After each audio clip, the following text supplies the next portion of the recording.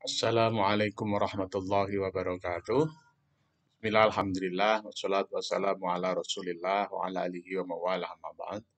Bapak Ibu, saudara-saudara, sahabat-sahabat, kawan-kawan, teman-teman, dan adik-adik semua, alhamdulillah kita bisa bertemu lagi dalam Nain Rafiq Dawam Channel untuk edisi yang ke-53 ini. Eh, kita ingin menyampaikan terkait dengan missing link, ya, eh, ilmuwan Islam dengan teknologi, katakanlah begitu. Bapak Ibu yang kami hormati, eh, sebagaimana kita ketahui bersama bahwa dalam hal teknologi, sebagaimana kemarin kita sampaikan di Indonesia, itu dari segi teknologi Indonesia masih pada level basic ya, atau mungkin medium tapi belum sampai ke medium ya.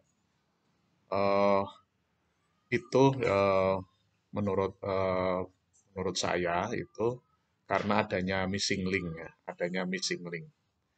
Seperti dalam cerita atau dalam sejarah pendidikan di Indonesia, sebagaimana kita ketahui bersama bahwa sejarah pendidikan di Indonesia itu untuk masa-masa penjajahan, kemudian masa eh, kemerdekaan, kemudian atau era Orde Lama, kemudian era Orde Baru, dan kemudian era reformasi, ini bisa kita lihat terutama dari sejak penjajahan sampai pada masa-masa Orde Lama dan Orde Baru, Bapak Ibu ya. Eh, kita ketahui bersama bahwa terkait dengan pendidikan nasional di Indonesia, khususnya yang terkait dengan pendidikan Islam, Bapak Ibu, memang terjadi marginalisasi.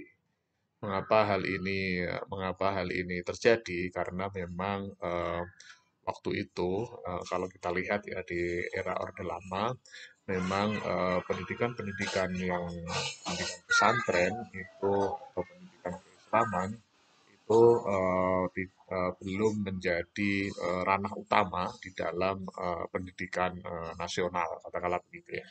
Kita lihat di Orde Lama, di situ memang yang terkait dengan pendidikan keagamaan itu apa pendidikan keagamaannya masih pada taraf pemahaman keagamaan yang hanya terkait dengan ajaran-ajaran yang bersifat syariah, akidah akhlak, tapi belum sampai kepada ilmu-ilmu keislamannya, Bapak Ibu ya. Nah, ilmu-ilmu keislaman di masa penjajahan dan di masa Orde Lama, juga di Orde Baru, itu masih hanya berkutat di dunia pondok pesantren, katakanlah begitu ya. Karena memang kalau di pendidikan-pendidikan formal, itu pendidikan agama itu hanya sebatas pemahaman tentang ajaran-ajaran agama yang mendasar, katakanlah begitu. Jadi belum sampai kepada ilmu-ilmu yang terkait dengan keislaman. Nah, eh, dalam konteks kurikulum Merdeka ini dan kemudian juga dalam konteks keindonesiaan saat ini, kita sudah melihat sekarang perkembangan kesadaran umat Islam bahwa perkembangan keilmuan keislaman itu menuntut integrasi, katakanlah begitu, menuntut dasar-dasar keislaman yang kuat, dasar keislaman yang kuat.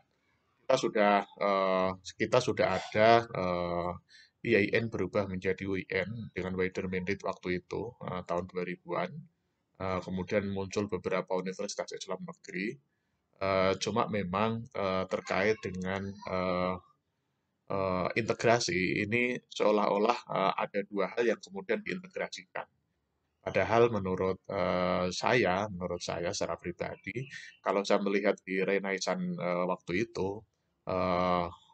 waktu itu memang kita itu menggunakan ilmu-ilmu yang dari Yunani, katakanlah begitu, kemudian diterjemah ke dalam bahasa Arab, tetapi tidak kemudian eh, ilmu-ilmu yang ada di Yunani itu kemudian menggerus pemahaman keislaman atau ajaran-ajaran Islam yang didasarkan kepada Al-Quran dan hadis Rasulullah Muhammad SAW ya.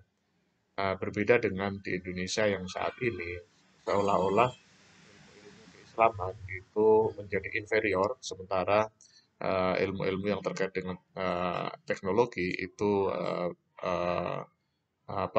berada di superior atau bersifat superior, katakanlah begitu ya.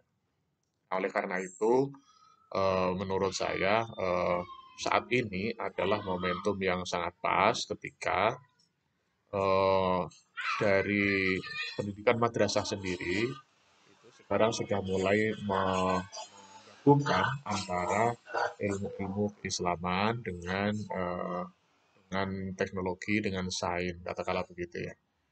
Ini tidak kita pahami sebagai memberikan ayat-ayat kepada teori-teori sains, bukan begitu ya.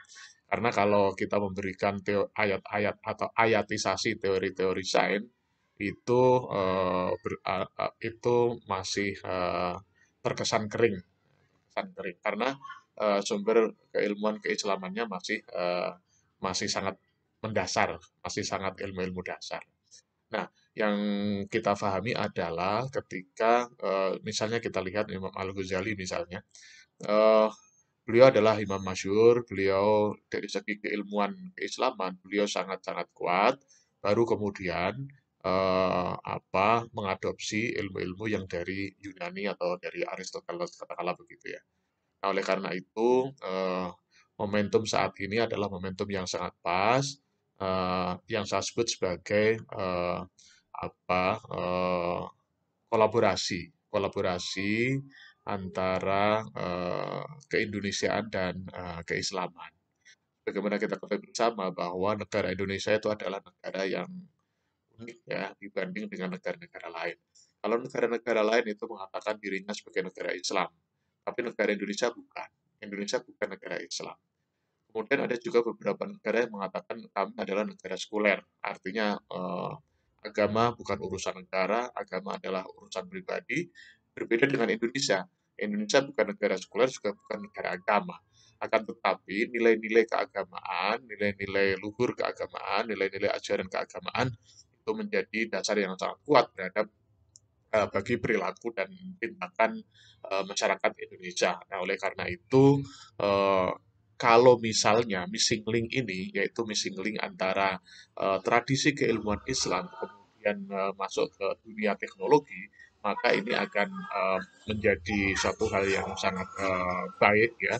Ini akan menjadi peradaban yang sangat mulia, akan menjadi peradaban yang sangat sangat menjanjikan bagi rahmatan lil alamin Bapak Ibu ya. Nah, oleh karena itu pada kesempatan ini eh, saya mengatakan bahwa saat ini yaitu di 2022 dengan adanya kurikulum Merdeka itu saya kira merupakan satu peluang yang sangat luar biasa bagi kita semua dan juga kawan-kawan kita atau santri-santri kita sekarang ini sudah banyak yang mempelajari teknologi-teknologi. Nah, harapan kita santri-santri itu dari segi ilmu ilmu bahasa Arabnya, nahwu, sorof, balaghah, mantik, kemudian kemudian kayak misalnya membagi asyraf itu bisa memahami itu maka akan sangat berpengaruh yang sangat besar terhadap perkembangan teknologi yang ada di Indonesia. Nah, karena biasanya siswa-siswa kita itu diberikan teori tentang sains, kemudian langsung diberi ayat. Nah, itu yang jadi dasar-dasar ke keilmuan keislamannya itu masih sangat lemah, kemudian langsung dicekoi dengan teori sains, kemudian ini ayatnya seperti ini. Nah, padahal untuk mendalami ilmu-ilmu keislaman itu memerlukan kajian-kajian yang sangat mendalam. Nah, menurut kami, menurut saya, ketika kita dari segi ilmu-ilmu keislaman sudah sangat kuat, kemudian kita masuk di dunia teknologi, maka itu akan sangat luar biasa. Barangkali itu yang dapat kami sampaikan. Intinya adalah bahwa saat ini adalah momentum yang sangat pas untuk munculnya atau merebaknya peradaban Islam dunia yang berangkat dari ilmu-ilmu keislaman, kemudian kita mengembangkan teknologi, kemudian kita melihat bahwa memang selama ini muncul atau telah terjadi missing link, yaitu ilmu-ilmu keislaman, kemudian seolah-olah terputus dengan teknologi. Barangkali demikian, mari kita ucapkan tagline kita, sukses di dunia, bahagia di dunia. Sukses di akhirat, bahagia di akhirat. Amin, amin, amin. Terima kasih. Mohon maaf atas segala kurangan. Wassalamualaikum warahmatullahi wabarakatuh.